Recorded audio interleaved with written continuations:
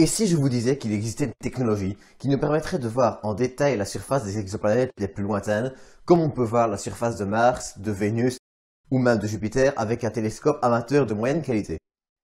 Je vais vous le dire, mais il va falloir qu'on prenne 5 minutes pour en parler.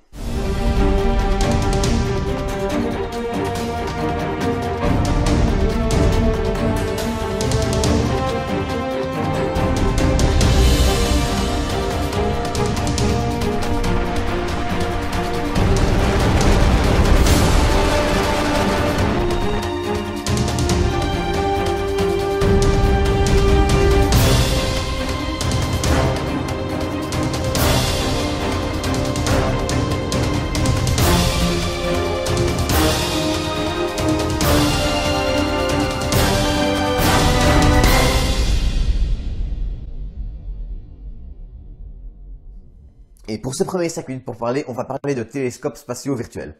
Ça paraît compliqué, mais vous allez voir, c'est plutôt simple. On va dire que vous avez deux télescopes.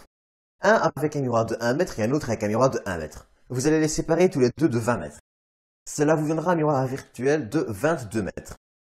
Alors certes, il captera beaucoup moins de lumière et sera un peu moins performant qu'un vrai miroir de 20 mètres, mais il vous permet de grossir un objet tel qu'il serait grossi avec un miroir de 20 mètres avec seulement deux télescopes avec un miroir de 1 mètre. Pour en revenir à nos deux télescopes, leur image est ensuite être envoyée à un troisième télescope, dit focal, qui fonctionne exactement comme le miroir secondaire d'un télescope. En gros, on pourrait comparer un télescope spatial virtuel au fonctionnement du James Webb Space Telescope. Vous avez plusieurs miroirs qui envoient leur image vers un seul. En gros, ça fonctionne comme le James Webb Space Telescope. On remplace les différents miroirs par des satellites distants de plusieurs centaines de mètres. Maintenant qu'on a vu comment ça fonctionne, on va parler de ses applications. Et on va commencer par le projet le plus fou, à savoir celui d'Antoine Labeyrie. Je ne suis pas sûr de bien le prononcer, donc je l'écrirai quelque part au cas où. C'est un professeur, ingénieur et astronome français qui a pour objectif d'envoyer une constellation de 10 000 satellites en orbite au point de Lagrange L2 de notre planète. Alors, juste pour petite parenthèse rapide, un point de Lagrange est un endroit où la gravité de deux corps se compense parfaitement. Je vous renvoie pour ça à la vidéo d'y penser sur le sujet qui était très bien, je la mettrai quelque part dans la description ou ici. Bref, retournons à Antoine Labeyrie. Son projet donc vise à envoyer une constellation de 10 000 télescopes pour former un miroir virtuel d'une taille finale de 400 km. Avec un miroir pareil, on pourrait voir en détail la surface des exoplanètes comme on n'a jamais pu les voir. Seulement voilà, le projet coûte plus de 30 milliards et il faudra probablement beaucoup de temps pour qu'un pareil réseau soit mis en service. Mais il ne faudrait pas attendre qu'un pareil réseau soit mis en service pour commencer à en profiter. En effet, avec seulement 5 ou 6 télescopes, on pourrait déjà commencer à observer les galaxies les plus lointaines et les exoplanètes les plus proches avec une qualité et une quantité de détails qui nous a jusqu'à présent jamais été offerte. Ce serait donc déjà une révolution dans le domaine. Pour rester un peu plus en concret, on va parler de la mission Proba 3 de l'ESA qui vise à envoyer à l'horizon 2020 une constellation de plusieurs petits télescopes équipés de coronagraphes pour étudier en détail l'atmosphère du Soleil. Cela nous permettrait déjà d'étudier notre Soleil avec une qualité et une précision jamais atteintes. De son côté, la NASA a également annoncé travailler sur le télescope spatial virtuel. Alors, malheureusement, l'article n'était pas très détaillé, ni vraiment de dates, etc. Je vous mettrai quand même le lien dans la description si vous voulez jeter un coup d'œil. Attention, c'est en anglais.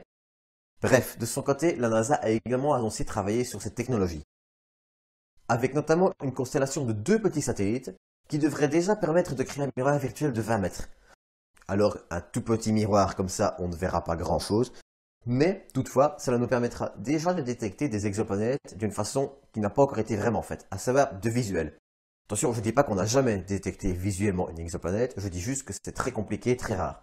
Alors évidemment, on ne pourra pas les voir en détail, on ne verra pas plus qu'un petit pixel comme on voit toujours, mais toutefois, cela nous permettrait déjà de prouver que cette technologie peut fonctionner et peut faire des merveilles. Alors oui, il faudra probablement du temps avant qu'on ne voit une constellation de 10 000 télescopes de la taille de Hubble. Oui, il faudra probablement beaucoup de temps pour que le télescope spatial virtuel soit vraiment une technologie utilisée.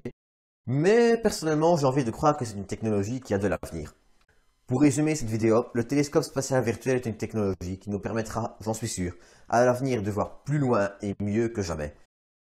C'est une technologie qui nous permettrait de réduire considérablement le coût de l'observation comparé à ce qu'il est maintenant. Certes, Hubble est capable d'obtenir des photos comme ça, dans un coin qui est censé être complètement noir, mais dites-vous que son miroir ne fait que 2,9 mètres. Que les plus grands miroirs sur Terre peinent à dépasser les 20 mètres pour un poids de 20 tonnes. Dites-vous que Hubble est un concentré de technologie et que, même si il y en a des qui font mieux, il est très difficile de faire mieux. Maintenant, imaginez ce que pourrait donner un miroir de 10 000 mètres sur une photo comme ça. Imaginez. Je vais vous laisser là-dessus. J'espère que ce premier 5 minutes pour parler vous aura plu. N'hésitez pas à me donner vos retours dans les commentaires, à vous abonner, à partager, etc. en fonction de vos avis. Et ne vous inquiétez pas non plus, je vous sortirai pas ce refrain-là à chaque vidéo. C'est tout pour moi. Je vous dis à bientôt. Ciao.